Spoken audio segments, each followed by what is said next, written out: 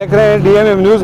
ये अल्लाह का शुक्र है और ये अवामी नुमाइंदे हैं और कायद हैं। जब चाहो जहाँ चाहो जिस मकाम पे पकड़ लो, इसको कहते हैं अवामी नुमाइंदा।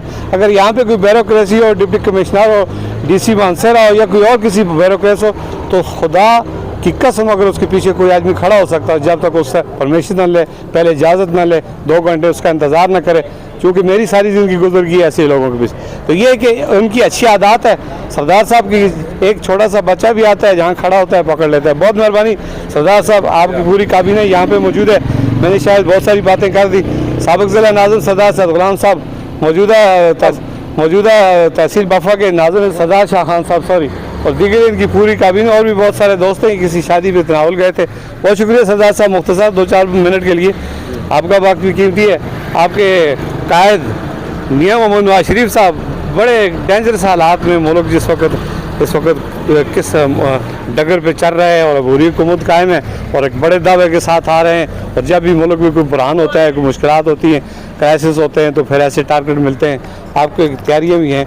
हम तो ये कह रहे हैं कि उन पर जो कादगान लगा है, इलाज के लिए बाहर गए हैं, ज़मानतों पे गए, तो वो आएंगे, मुकदमात का सामना करेंगे, जेल जाएंगे, या किसी तैयारियाँ जो हो रही हैं उसका इस्तकबाल करेंगे। अंदर चल क्या रहा है या आ ही नहीं रही है, क्या अवाम बिस्मिल्लाहिर्रहमानिर्रहीम। शुक्रिया मीर अफसर साहब। देखिए जी, मियां नवाज शरीफ साहब जो हमारे लीडर है, पाकिस्तान की सबसे बड़ी पार्टी के लीडर, अल्हम्दुलिल्लाह उन्होंने ऐलान किया है और 21 अक्टूबर को इंशाअल्लाह पाकिस्तान आएंगे। और जिस तरह आपने खुद ही कहा कि मुल्की हालात इतने तशवीशनाक हैं, बल्कि माशी तौर पर इतने ख़राब है कि इनको ठीक करने के लिए कोई मुखलस ही लीडर पाकिस्तान का होना ज़रूरी है।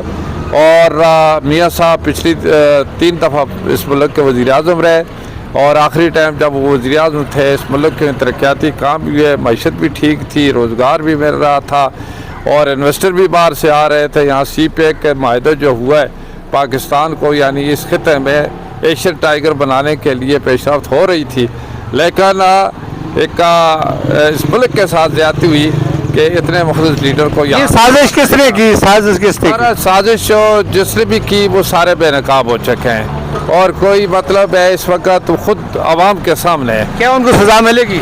देखिए, वो तो खैर आइन कानून के तहत जिसको भी सज़ा तो मिलनी चाहिए, वो तो उनकी एक जिम्मेदारी है कानून के और आइन के और मिल भी रही है, इस वक्त मिल भी रही है, सज़ा तो मिली भी है।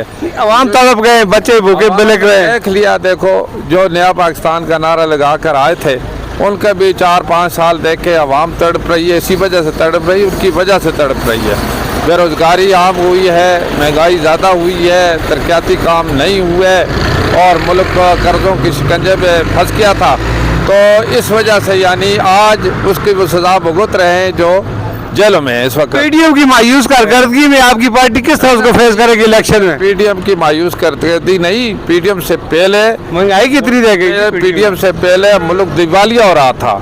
PDM आई, मुस्लिम लीग के जो वज़ीर आज़म आए शहबाज शरीफ साहब, तो मुल्क को दिवालिया होने से अल्हम्दुलिल्लाह बचाया है। मुल्क की साख बड़ी है। नज़ला तो इन पे गिर गया ना? नहीं, ये तो एकदम तो नहीं, वो पिछले 4 साल उसका शाखसाना था, जिसकी वजह से लोग तो फिर पहली बातें भूल जाते हैं, दूसरी याद रहती है। लेकिन इसको भी याद रखना चाहिए कि आज अल्हम्दुलिल्लाह मुल्क माशी तौर पर बेहतरी की तरफ गामज़न है। यानी पूरा उम्मीद है और मतलूबा टारगेट मिलेगा, आवाम आपके साथ है अल्हम्दुलिल्लाह। बाकी जो इंशाअल्लाह जिस तरीके से इस वक्त ज़रूरत भी है कि पाकिस्तान में एक सिस्टम इस्टेब्लिश किया जाए जो अवामी जमहूरी सिस्टम है, आइन के मुताबिक उसको चलाने की ज़रूरत है। वो आइन अवामी लोग ही चला सकते हैं। अल्लाह के फजल व करम से इस ज़िले में, बल्कि सूबा खैबर पख्तूनख्वा में मानसरा के रिकॉर्ड है कि ये पाकिस्तान मुस्लिम लीग नून हमेशा जीतती रही है। और जो 21 तारीख को नवाज शरीफ साहब आ रहे हैं, उसके लिए यहाँ से भी सैकड़ों गाड़ियों का काफ़िला इंशाअल्लाह जाएगा, उनका इस्तकबाल करेगा। फ़कीदुल मिसाल इस्तकबाल होगा लाहौर में और उससे पहले सारी जो फॉर्मेलिटी वो सारी पूरी होगी।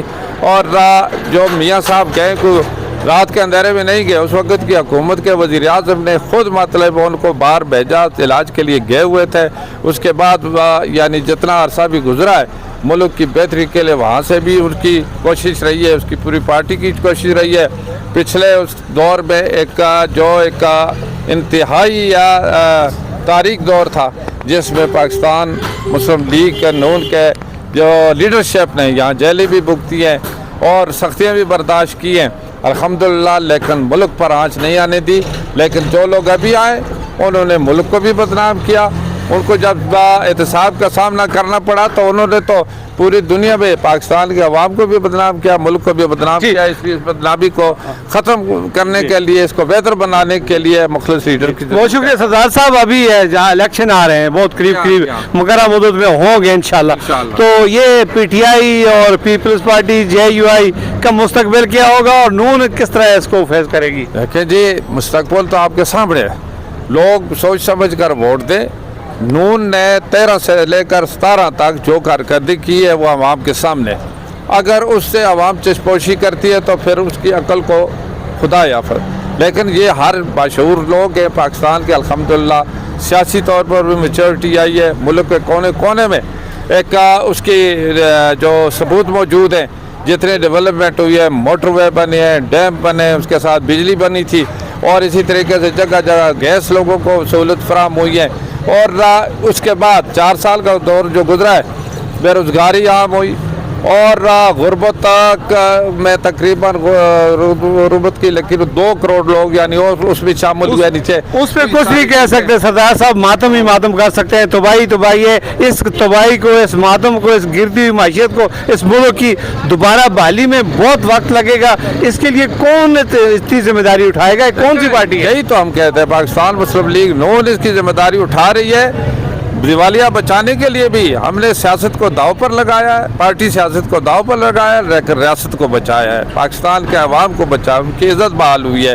اور اسی طریقے سے پاکستان کو دوبارہ یعنی معاشی طور پر مضبوط کرنے کے لیے جو ایک ایٹمی طاقت ہے اس معیار پر لانے کے لیے پاکستان مسلم لیگ نون ہے، اور اس میں مخلص لوگ ہیں. انہوں نے پہلے بھی ثابت کیا، آئندہ بھی انشاءاللہ بھی کرے گی. جی بہت شکریہ. وقت کی کمی کی بات، اس وقت میں اوگی روڈ خاکی کے مقام پر موجود ہوں اور میں نے چلتے قافلے کو روک کر سردار صاحب سے بہت قیمتی باتیں لی ہیں. یہ بڑے پر امید ہیں اور یہ کہتے ہیں کہ ہم ایک ٹارگٹ لے کر آئے ہیں. الحمدللہ ہم نے پہلے بھی ملک کو بچایا ہے اور آئندہ بھی بچائیں گے، معاشی طور پر بھی، اور عوام کا بھی ساتھ دیں گے، اور یہ ملک ایک دفعہ پہلے سے بہتر طریقے سے اپنی ڈگر کی طرف نکلے گا. اللہ کرے ہماری دعا کامیاب ہو، دن دگنی اور رات چگنی. اسی کے ساتھ جاتا ہوں گا. اللہ حافظ. بہت شکریہ سر.